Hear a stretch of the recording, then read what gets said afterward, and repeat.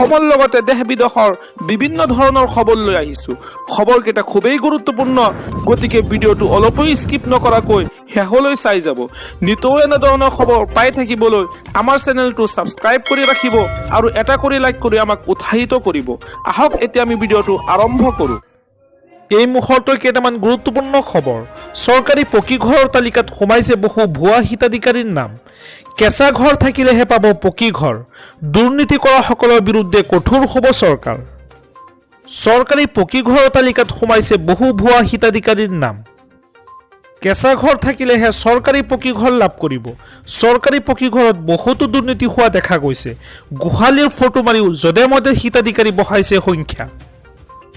গাঁও পঞ্চায়তে চৰকাৰী পকী ঘৰৰ শুদ্ধ তালিকা দিয়াৰ আহ্বান জনাইছে মন্ত্ৰী ৰঞ্জিত কুমাৰ দাসে। দুৰ্নীতি কৰাসকলৰ বিৰুদ্ধে কঠোৰ হ'ব চৰকাৰ।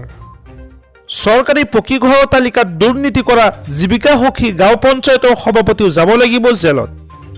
কেঁচা ঘৰৰ ভুল তথ্য দিয়াসকলৰ বিৰুদ্ধে কঠোৰ হ'ব চৰকাৰ।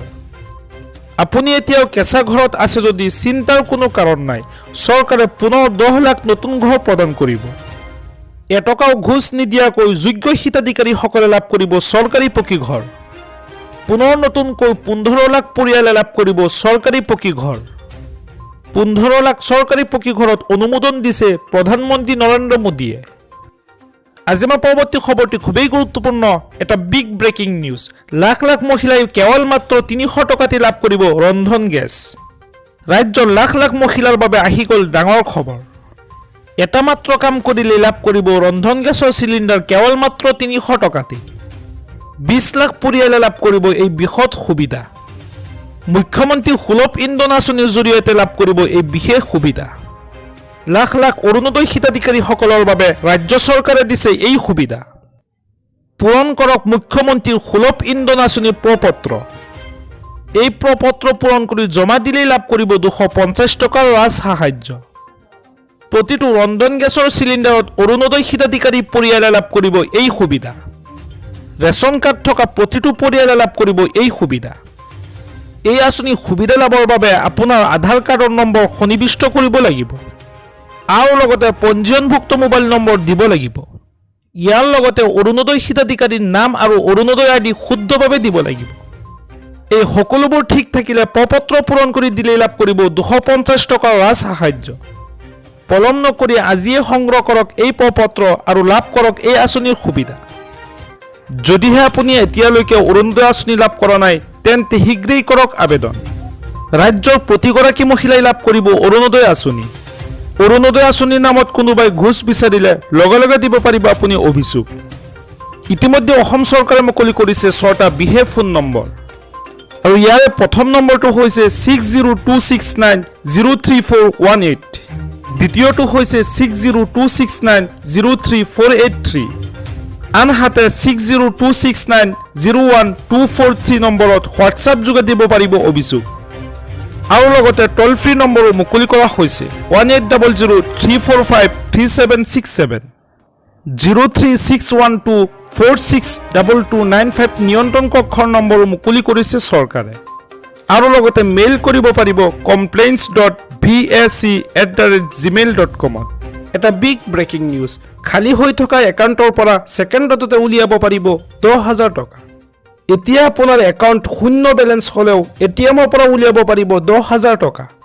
পকেটত এটকাও নাথাকিলেও চিন্তাৰ কাৰণ নাই। আপুনি খালী হৈ থকা একাউণ্টৰ পৰা উলিয়াব পাৰিব 10,000 টকা। অভাৰড্ৰাফ্ট সুবিধা থাকিলে আপুনি লাভ কৰিব 10,000 টকা। যিসকলৰ জনধন একাউণ্ট আছে তেওঁলোকে লাভ কৰিব এই সুবিধা। খালী একাউণ্টৰ পৰা ধন উলিয়াবলৈ আপুনি বেংকলৈ যোৱাৰ কোনো প্ৰয়োজন নাই। যিকোনো এটিএমৰ পৰা ছেকেণ্ডতে উলিয়াব পাৰিব 10,000 টকা। অভাৰড্ৰাফ্ট সুবিধা ল'বলৈ আপুনি প্ৰথমে বেংকত ধন জমা নথলেও হ'ব। জনধন একাউণ্ট থকা লোকৰ ধন শূন্য হৈ থাকিলেও লাভ কৰিব এই সুবিধা। পিছত আপুনি এই ধনৰাশি সুদসহ ঘূৰাই দিব লাগিব বেংকত। পাক্কা কেনেকে গম পালে 8,000? এই মাহত 10,000 পালে আকৌ 8,000 পাব। বাপৰে, সঁচাই পাবনে? টিভিত শুনিছে নেকি আপোনালোকে? কোনে কোনে টিভিত শুনিছে? আৰু কোনে কোনে ফেচবুকত দেখিছে? ঠিক আছে, শুনিছে যেতিয়া দিব লাগিব আৰু, নহলে বদনাম হ'ব নহয়, হয়নে নহয়?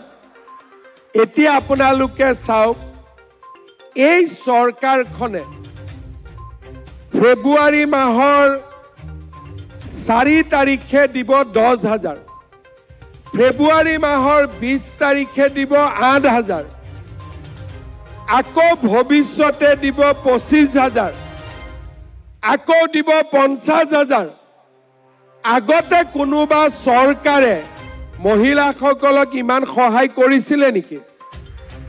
একদম মনৰ পৰা কওকচোন, আগতে সহায় কৰিছিলে নেকি?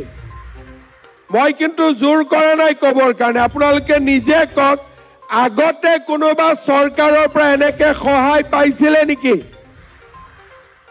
এতিয়া মোক কওক, ৰেচন কাৰ্ড কাৰ কাৰ আছে? হাত দাঙকচোন। ঠিক আছে, ৰেচন কাৰ্ডত